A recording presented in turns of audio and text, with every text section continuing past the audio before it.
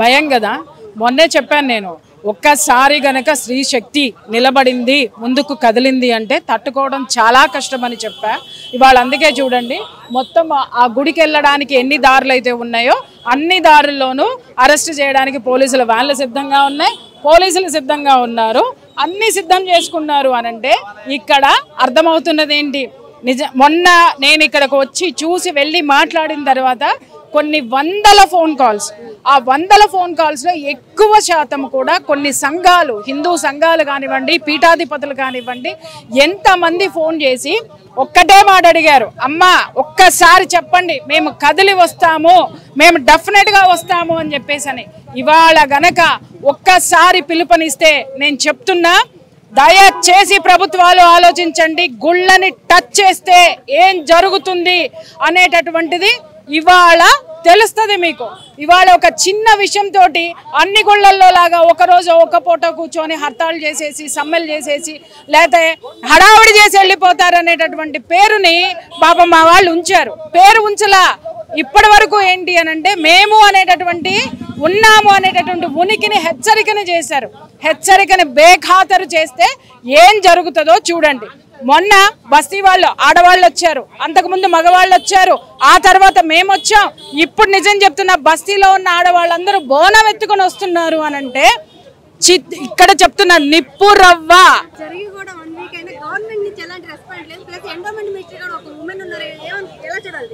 అంటే ఇక్కడ ఒక విషయం అమ్మా, మినిస్ట్రీలో ఎండోన్మెంట్లో ఉమెనే ఉన్నారు, పడగొట్టి కూర్చొని కుర్చీ వేసుకున్న ఆవిడ ఉమెనే ఉన్నారు. తర్వాత ఇంకా చెప్పాలి అనంటే ఈ ఏరియాలో కూడా చాలా మంది ఉమెన్ ఉన్నారు. కాకపోతే ఇక్కడ ఉన్నది ఏంటి అనంటే ఆ ఉమెన్లో స్త్రీతత్వం ఉందా లేదా, ఆ ఉమెన్లో అమ్మవారి పట్ల గౌరవం ఉందా లేదా, ఆ స్త్రీలో తను స్త్రీ అనేటటువంటి అస్తిత్వం ఉందా లేదా, అది ప్రశ్నించుకోవాలి. ఇవాళ అది కనుక ఉంటే ఇక రాను చూస్తారు ఏం జరుగుతుంది అనేటటువంటిది. అర్థమైందమ్మా? ఇంకా వాళ్ళ గురించి మనం ఎక్కువ మాట్లాడుకోవాల్సిన అవసరమే లేదు, అసలు మాట్లాడను కూడా. ఎందుకు అనంటే వాళ్ళు ఏ ప్రెషర్తో చేస్తున్నారు, పదవుల కోసం మాత్రమే స్త్రీలు అలంకరణ ప్రాయంగా పదవుల్లో కూర్చున్నారు అనేది ఇవాళ ప్రూవ్ అయింది. అది నిజంగా ఉమెన్ సిగ్గుపడాల్సినటువంటి విషయం.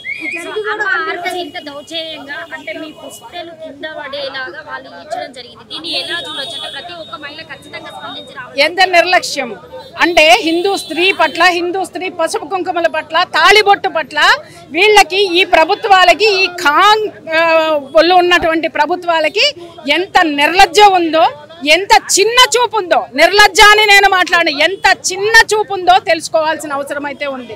నేను నిజం చెప్తున్నాను, ఆ రోజు తెగిపడింది నా నల్లపూసలు కాదు, ఆ రోజు అమ్మవారిని తీసిన రోజునే ఆవిడ ఏంటి అనేది ప్రూవ్ చేసుకుంటుందని నేను చెప్పా.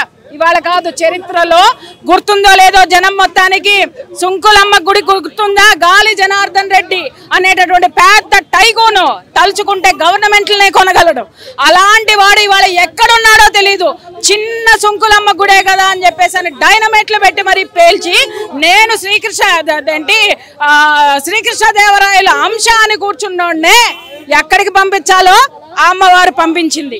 అలాగే ఆ కేసును మాఫీ చేయడానికి ప్రయత్నించినటువంటి సాక్షాత్తు ఒక హైకోర్టు జడ్జి సస్పెండ్కు గురయ్యాడు. సస్పెండ్కు గురైనటువంటి జడ్జి ఆత్మహత్య చేసుకున్నాడు. అమ్మవారి శక్తిని మాత్రం తక్కువ అంచనా వేయద్దు ఎవరు కూడా. కొండా సురేఖ గారి గురించి ఏం చెప్తారమ్మా? ఎందుకంటే తను కూడా ఒక మహిళ, ఇంత ఇష్యూ జరిగినా కూడా కేంద్రంలో ఉన్నప్పుడు అసలు ఆమె పర్టికులర్గా ఒక కనీసం ఒక న్యూస్ కూడా పెట్టలేదు దీని గురించి. అంటే నేను అదే చెప్తున్నాను కదమ్మా, వాళ్ళు కనీసం వాళ్ళని వాళ్ళు ప్రశ్నించుకోవాలి. అలంకరణ కోసం అలంకారప్రాయంగా కుర్చీలో కూర్చున్నారా? ఒక స్త్రీమూర్తిగా ఇంతమంది పసుపు కుంకుమలు కాపాడేటటువంటి దేవాలయాన్ని తీసేస్తే ఆమె అక్కడ కూర్చొని స్త్రీల గురించి ఏం మాట్లాడుతుంది, ఆమె స్త్రీల గురించి ఎంత గౌరవంగా మాట్లాడుతుందో మనం చూసాం, మనం మీడియాలో చూసాం. ఒక సినిమా నటి గురించి ఎంత నీచంగా మాట్లాడిందో చూసాం. ఆవిడకి ఇంకా అస్తిత్వం ఉంటుందని మాట్లాడుకోవడం కూడా ఖచ్చితంగా అమ్మవారిని తిరిగి ప్రతిష్ఠించి తీరాలి. అక్కడ ఖచ్చితంగా తిరిగి ప్రతిష్ఠించి తీరాలి. ఇంకొక మాట కూడా చెప్తున్నాను, ఎంఆర్ఓ అడిగిందంట 2 కోట్లు ఇచ్చి, 2 కోట్లు underline this point Mrs MRO, 2 కోట్లు ఇచ్చి అమ్మవారి గుడిని పునః ప్రతిష్ఠించమని చెప్పి మీరు కొనుక్కోండి అన్నారంట. అమ్మ లెక్కలు చెప్తా, నీకు తెలుసో తెలియదో, ఎండోన్మెంట్ మినిస్టర్ ఆవిడకు కొండా సురేఖ గారికి కూడా చెప్తా. తెలంగాణ నుంచి ఎండోన్మెంట్ డిపార్ట్మెంట్ నుంచి 600 నుంచి 700 కోట్ల రూపాయలు ఇన్కమ్ వస్తుంది కేవలం ఎండోన్మెంట్ 600 కోట్లలో నుంచి 2 కోట్లు జమేసుకో. అవన్నీ మావే, అవన్నీ అమ్మవారికి అయ్యవార్లకి మేమిచ్చినటువంటి మా సొమ్మే. దాంట్లో నుంచి 100 కోట్ల ఉచిత పథకాలకి ఇతర మతస్థుల యొక్క వీటికి ఖర్చు పెడుతుంది. వాటిని మేము ప్రశ్నించడం మొదలు పెడితే నువ్వు 2 కోట్లు లెక్క అడిగావు, మేము 600 కోట్ల లెక్క అడగాల్సి వస్తుంది. 600 కోట్లకి లెక్క చెప్పాల్సి వస్తుంది. ఖచ్చితంగా ఈ రోజు బస్తీవాసులతో పాటు మీరైనా కావచ్చు, సో సంఘాలైనా కావచ్చు, ఖచ్చితంగా బోనాలు సమర్పించే అవకాశం ఉందా? అడ్డుకుంటే మీరు దీన్ని ఎలా తీసుకుంటారు? ఒక్క విషయం నేను చెప్తున్నా, మేము ప్రయత్నము అనేటటువంటిది కాదు, మేము ఒక కృషితోటి వచ్చాము. అడ్డుకోవడము అనేటటువంటిది ఎవరి తరము కాదు. ఇవాళ వాళ్ళకున్నటువంటి అధికారంతో అడ్డుకుంటే రేపు మేము మా ఓటు హక్కుతో ఎవరిని దించాలో ఎవరిని ఎక్కించాలో ఖచ్చితంగా ఎక్కిస్తాం.